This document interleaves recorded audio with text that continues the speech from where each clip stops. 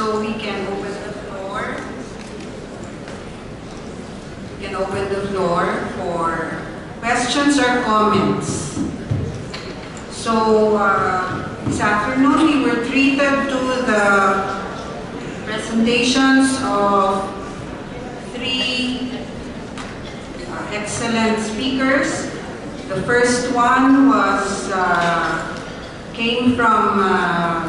was imported from Italy, and Dr. Luca Giorgini essentially spoke about the human birth theory of Massimo Faggioli and presented it to us as an alternative psychotherapeutic approach.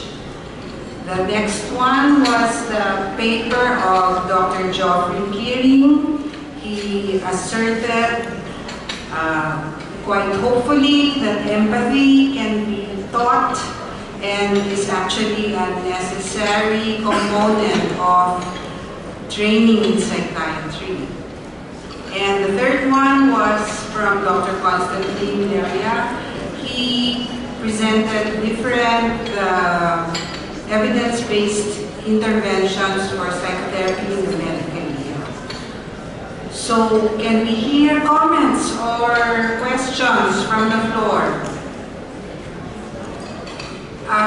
My favorite person to call in this fora, I saw him already stand up and greet Dr. Giorgini after his talk, so I will just call him. My favorite, he knows it, Dr. Cornelio Balaar. So, please, can you please let us in on what you told Dr. Giorgini? No, I simply welcome Dr. Giorgini. You know, I'm intrigued by this new way of looking at life experiences. And I get afraid when Dr. Jimenez is the moderator, I feel like walking out, you know, before the end of the session, because I'm always an ignorant victim. What can I say? They're great papers. Dr. Giorgini, I appreciate very deeply all these explorations of a pre-language state of human beings, which, as you clearly stated, and I believe is the origin of the capacity to imagine. A lot of things have been said about that. People talk about the space between reality and imagination as a very creative space. And a lot of things have been said by Byrd. In fact, if I remember right, Otto Rank made a great deal of Bird's trauma, as though everything that happens to us is a product of Bird's trauma. I agree very clearly that life is probably, you know, we're talking about the pulsion. What is the pulsion? I'm tempted to say that by nature, all creatures have a pulsion towards life, because life attracts us. Life is life-giving, whether it's animals or plants or human beings. And so, the underscoring of the fact that life plays a very important role in stimulating the first stimulus in a brain that is just of a newly born baby is very intriguing. And I appreciate the connections that you have put, what areas of the brain have been stimulated by the life.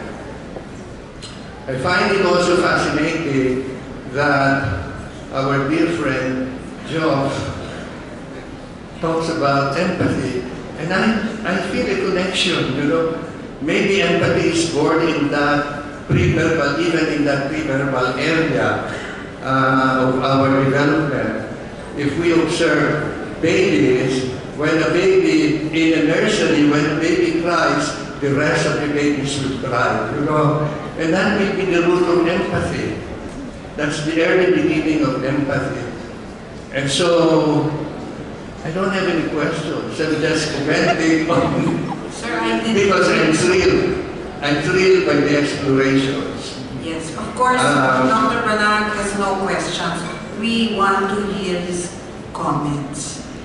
Okay, so sir, maybe we can hear the reaction. Yes, to your okay. And thank you comments. very much, Tante, for articulating all those principles that I think many of us share. And thank you for reminding us of all that biopsychosocial perspective that George Engel had given us. Thank you, sir. So can we have Dr. Lucas comments? Yes. No, thank you very much for this wonderful exposition. It's better than mine, and I was really glad about your comments. And I think that this connection between the empathy that you are talking about is because in the child have this capability to imagine and this certainty that another human being to relate to is possible. And for this there is not racism in children, and there is no hate in children. Children are naturally born sane. There is this healthy state, and the illness is a loss of this healthy state. But in this healthy state we can come back after a psychotherapeutic intervention if that is for recreate this previous state. And we notice we can have an idea of this state if we look at some artworks, because in art is something that is only in human beings, not in animals, for example. Because we are animals, but a different one.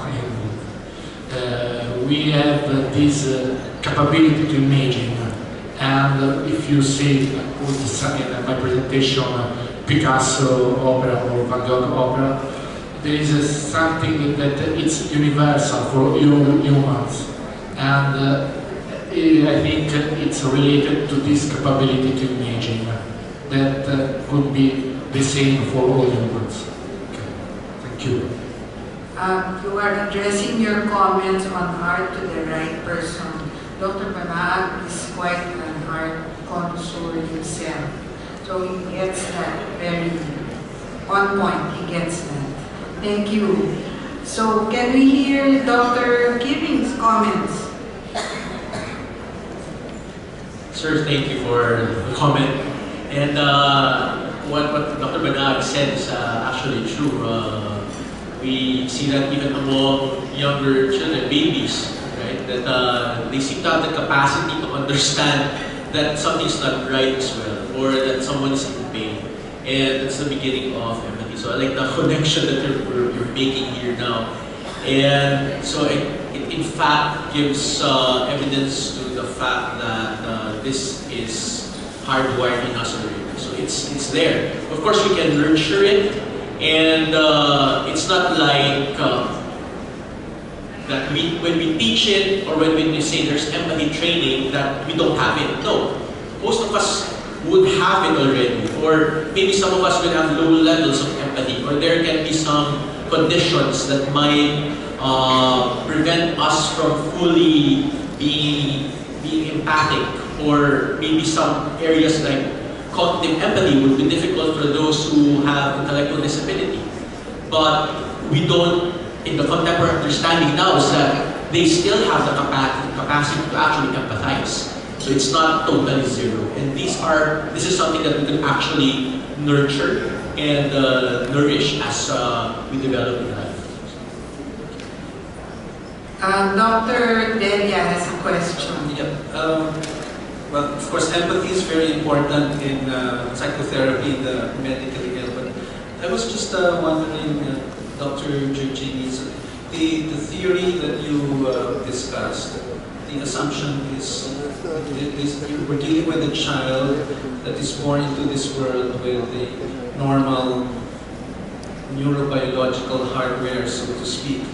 My question is, what happens if within the womb there are neurobiological abnormality processes that are changing, and does that have an influence on the theory that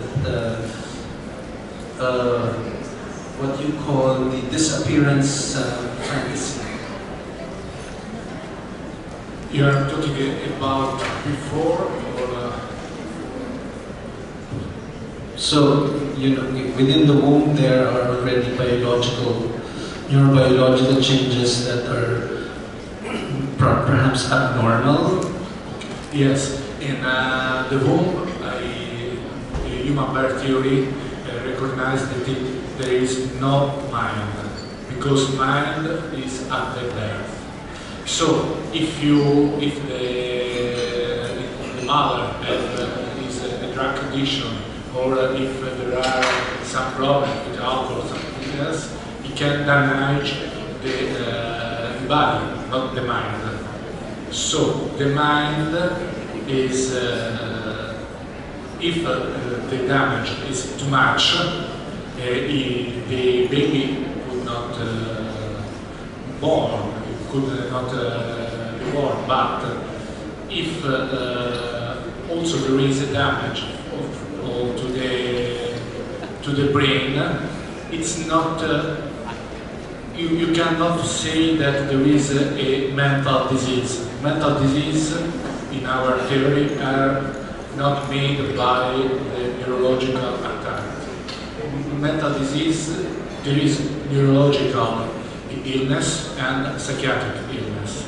It's a big difference between two of us. For example, if you attack the body, you can have a person with a part of the brain that doesn't work. Pasteur, for example, after more than 20 ictus, brain problem, brain damage, discover microbiology. Pasteur invented neurobiology, and it was with half brain. So the capability to imagine is possible also with the brain damage. At birth, what is important is the reaction to the new stimulus. The new stimulus is light, is the environmental stimulus. And in utero, there is dark, there is no light. And it's not thinkable that with this big stimulation, this new stimulation, the newborn doesn't react, because we are biological mother, we are living mother, and so we have to react. And this reaction, it's clearly could be different for me, for you, or for some genius. It's clearly that we are not the same of Mozart, or not the same as Picasso, but we are all humans, because the process of disappearance fantasy is the same for all of us. And this also a scientific reasoning about the absolutely absurdity of the racism, or the different races. There is no races, because all we us are human beings, because all of us have a different kind of thought, different from all other species of animals. I don't know. Dr. Giorgini, may I ask you further? I noted when you were elaborating on the human birth theory, you made the point of saying that Dr. Fagioli did some extensive research on him. and we showed the pictures of, I guess, the group, the focus group discussions. I'm wondering where the interpretation that in utero the sensation is that of calmness, of being, of someone floating in sea, and then the mind being activated by light. I'm wondering where the evidence of that came from. Did you get that from statements from the subjects, or actually I don't know. I'm asking where those statements came from. The evidence about this reaction? Yes. Yes, the evidence is that we all dream. From dreams. And dream is something that, for example, animals don't do, because animals don't tell to any psychiatrist what they dream. So in dream there is an idea, there is a way of thinking, a thinking that is different from the verbal thinking. It's a thinking in images. This something changed when we go sleep and start dreaming. We start to think in a different way. In this transformation, there is the possibility to understand what happens. What is the real thought of the person beyond the conscious thought? And then, if you are talking about some other evidence about the light stimulation, I can talk in a new Congress. However, there are a lot of these, some of yes. Some of that are close to this discovery of immediate genes that are genes immediately expressed without synthesized proteins, and that are activated directly by light, that produce a change in the neuronal system, with the formation of the inhibitory and excitatory neuronal system, and then at the end they create and they do the cortical arousal and the cortical activation. Thank you, Dr. Giardini. You are right. That is the subject for another lecture, because he made quite a categorical statement that the mind is initiated by activation of the retina. So yes, we will certainly take up your offer to elaborate on that in some other forum. So at this point, we would like to thank our three speakers who gave us an idea of contemporary psychotherapeutic approaches. And Dr. Vanessa Caimpo would like to present them, or would you like to make your announcement now? Okay.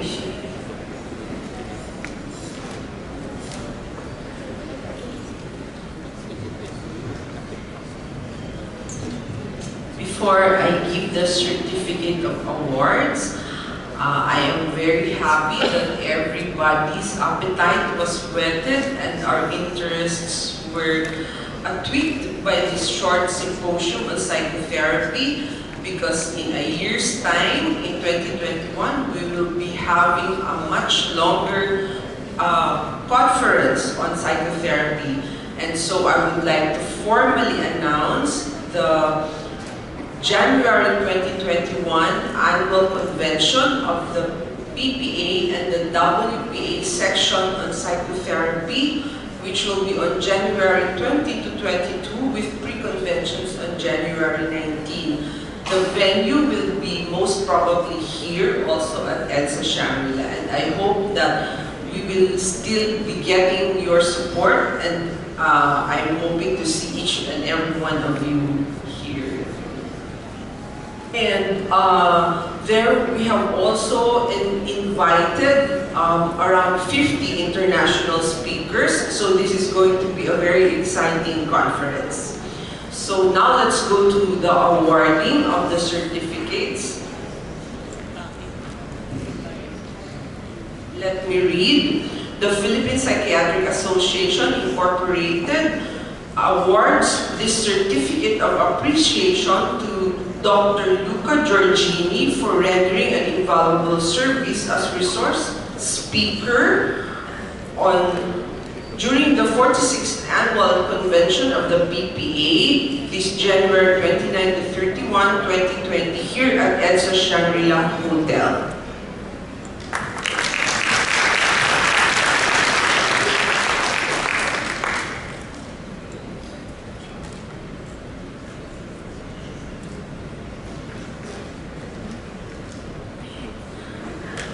The same certificate reads for Dr. Geoffrey Sebastian Kirin.